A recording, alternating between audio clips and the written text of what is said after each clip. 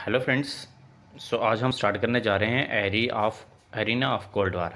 Cold war के दौरान जो है कौन कौन से ऐसे एरिना थे जिसको हम आज डिस्कस करेंगे। ओके, आज हम जो स्टार्ट करने जा रहे हैं एरिना ऑफ कोल्ड वार के बारे में। देखिए, इसमें हमने ज़्यादा डिटेल में नहीं पढ़ना है, बट हमें पता होना चाहिए कौन कौन से इवेंट हुए थे during the cold war period. Okay, तो सबसे पहले इंपॉर्टेंट हमारे पास आता कोरिया।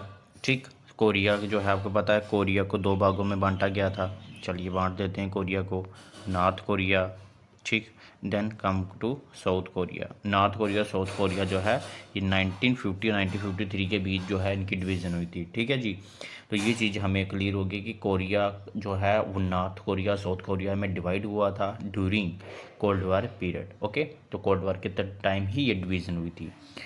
और क्या हुआ था इसके अलावा हम देखते हैं। देन कम टू यहाँ पे एक और जो है इवेंट हुआ था, दैट इज़ का बर्लिन। ठीक है, बर्लिन वार। अब बर्लिन जो थी, देखिए Berlin is the capital of what, Berlin is the capital of Germany. ठीक है, ये जर्मनी की कैपिटल थी बर्लिन। तो जर्मनी को क्या किया गया, दो बांटा गया, North Germany, East Germany and West Germany. ठीक है, इधर लिख लेता हूँ मैं, ईस्ट जर्मनी और वेस्ट जर्मनी। ठीक है, तो ईस्ट जर्मनी और वेस्ट जर्मनी जो है वो डिवाइड हो गए थे, कब हुए थे, ड्यूरिंग कोल्ड वार टाइम। ठीक है, देन कम टू कांगो जो है, कांगो की भी डिवीज़न हुई थी। ठीक है, अर्ली 1960 में, 1960 के स्टार्टिंग में ही कांगो जो है डिवाइड हो गया था।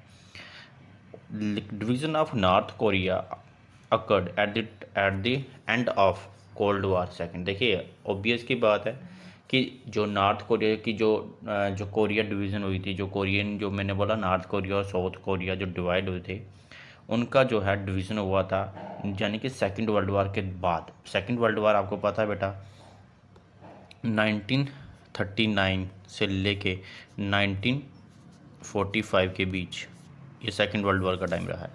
तो इसी के टाइम क्या हो गया था, नॉर्थ कोरिया साउथ कोरिया के बीच, नॉर्थ कोरिया और साउथ कोरिया के बीच जो थे डिफरेंसेस स्टार्ट हो गई थी। लेकिन जाकर जो है डिवाइड कब हुई है, 1950 से लेके 1953 के बीच। ठीक है, north Korea and south Korea continued a military stand of with a periodic clash. इनके बीच जो है मिलिट्री स्टैंड ऑफ होता था और इनके बीच मतलब टाइम टू टाइम क्लैश होता रहता था। ये जो कन्फ्लिक्ट जो थे ये survive the end of cold war, ये मतलब कोल्ड वार के टाइम भी चलता रहा and continues to this day. और आज भी देखा जाए नॉर्थ कोरिया और साउथ कोरिया के बीच बनती भी नहीं है। ठीक है, सिर्फ कोल्ड वार के टाइम नहीं ख़त्म हो गया था, उसके बाद आज भी इनका जो है, आज भी देखा जाए नॉर्थ कोरिया और साउथ कोरिया ये आज भी लड़ते हैं। ठीक है, आज भी इनके बीच बहुत बड़ा डिस्प्यूट है। अभी तो जो है बहुत सारे कन्फ्लिक्ट कम हो गए हैं, लेकिन आज से 5-6 साल पहले देखा जाए तो नॉर्थ कोरिया का और साउथ कोरिया के बीच बहुत ज़्यादा कन्फ्लिक्ट थे। ठीक है जी, तो आज हम नेक्स्ट और पढ़ेंगे topic, this is called non aligning movement. ठीक है जी, तो नॉन अलाइंग मूवमेंट जो है हम पढ़ने जा रहे हैं। तो नॉन अलाइंग मूवमेंट में हमने क्या पढ़ना है कि ये जो एक अलाइनमेंट बना था, अलाइन बना था, कब बना था, चलिए देखते हैं कब बना था। 1961। 1961 में क्या किया गया, जब ये तो हो गया जब 1947 में जब इंडिया आज़ाद हुआ, तो ऑब्वियस की बात है इंडिया जस्ट अभी भी जो है आज़ाद हुआ था ब्रिटिश से। और तभी क्या कर रही थी जो सुपर पावर, उसमें पे कोल्ड वार चल रहा था। तो सुपर पावर जो थी हमारी यूएसए और यूएसएसआर। ठीक, यूएसए एंड यूएसएसआर ये क्या कर रहे थे, प्रेशराइज कर रहे थे। जो भी नई इंडिपेंडेंट कंट्री थी उनको अपनी तरफ खींचने की कोशिश कर रहे थे। भाई नई नई कंट्रियों को अपनी तरफ पैसे का लालच देकर उनको अपनी तरफ ले जाना कि हम आपकी देश, आपका देश अभी आज़ाद हुआ है, आपके देश की डेवलपमेंट करेंगे तो आप हमारे साथ आ जाइए। ठीक है, तो बहुत सारा जो है ये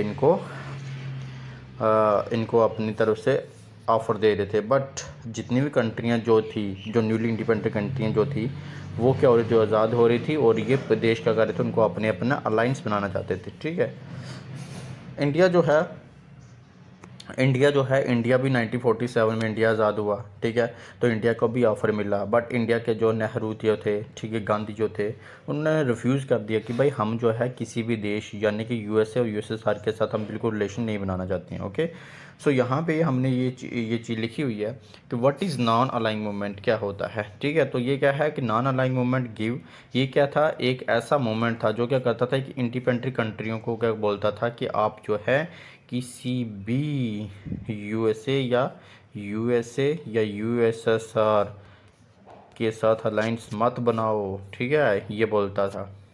कौन? नॉन अलाइंग मूवमेंट, ठीक। अब इसके जो कोई फाउंडर भी रहे होंगे, ओबीएस के फाउंडर रहे होंगे, कोई भी चीज़ बनती है तो उसके को फाउंडर होते ही होते हैं। तो नाम को बनाने वाले जो थे बहुत सारे देशों के हेड लीडर थे। इंडिया में देखा जाए तो हमारे पास कौन थे? जवाहरलाल नेहरू, ये उनकी पिक्चर है, ठीक है। यूगोस्लेविया के जो थे that is called Joseph Broz Tito, ये थे, ठीक है। देन कम टू ईयर, ये अपने इंडोनेशिया से थे, कौन थे? सुकर्नो थे, ठीक है। देन हमारे पास जो थे गाना से जो थे नुक्रमो थे, ठीक है। और हमारे जो है इजिप्ट जैसे थे, कौन से थे? एबेल्डल नासिर थे, ठीक है जी। ये जो बंदे, ये इन सभी की जो है यहाँ पे पिक लगी हुई है, ठीक है जी। ये फाउंडर थे, जो थे नाम टिके थे।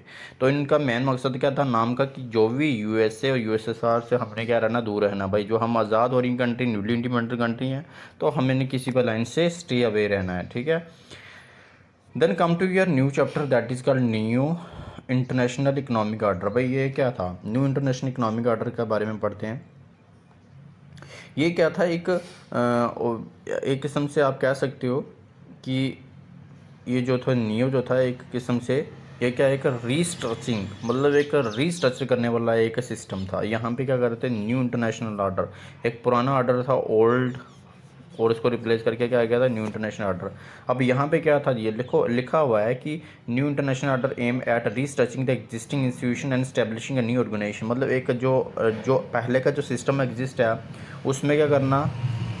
रिफॉर्म लाना और स्टैब्लिश करना न्यू फ्लो ऑफ ट्रेड, ठीक है। न्यू फ्लो ऑफ ट्रेड करना जिसमें हम नई टेक्नोलॉजी लाएंगे, पैसा ज़्यादा खर्च करेंगे, किसके लिए? फॉर द बेनिफिट ऑफ पूरी दुनिया के लिए, और स्पेशली किसके लिए? जो डेवलपिंग कंट्रीज़ हैं। डेवलपिंग कंट्रीज़ वो होती हैं जो अभी डेवलप होना उनका बाकी है, ठीक है। एक होती हैं डेवलप्ड होते हैं जैसे यूएसए, चाइना। एक होती हैं डेवलपिंग में जो आती हैं जैसे इंडिया हो गया, ठीक है, जो इन न्यूली इंडिपेंडेंट कंट्री थी। अंडर डेवलप क्या होती हैं? एक होती हैं अंडर डेवलप, जो अभी डेवलप नहीं हुई हैं, ठीक है, जो अभी भी किसी देश के ऊपर अपने डिपेंड है, जैसे नेपाल, ठीक है। तो ये सारी जो हैं ये developing and under develop countries जो थी, ठीक है। तो आज हमने ये जो है ये सारा जो है आज हमने पढ़ा है, ठीक है। एरिना ऑफ कोल्ड वॉर के बारे में पढ़ा, नॉन अलाइंग मूवमेंट पढ़ा है, फाउंडर इनके पढ़ लिया हमने, ठीक है। और न्यू इंटरनेशनल इकोनॉमिक ऑर्डर हमने ये पढ़ लिया। Thank you, do watch my videos, ठीक है बेटा। देखो सारे जितने भी सब्सक्राइबर हो मेरे, अगर आप मेरे को अपनी प्यार बताओगे, लाइक करोगे, वीडियोस को शेयर करोगे, ज़्यादा सब्सक्राइबर बनाओगे, तो भी इसका मुझे भी काम करने का मज़ा आएगा। मैं भी इंटरेस्टिंग चीज़ें जो है मैं भी कोशिश करूँगा कि न्यू चीज़ें जो हैं आपके सामने लाए जाए, ठीक है, अच्छे से मैं आपको पढ़ाऊँ।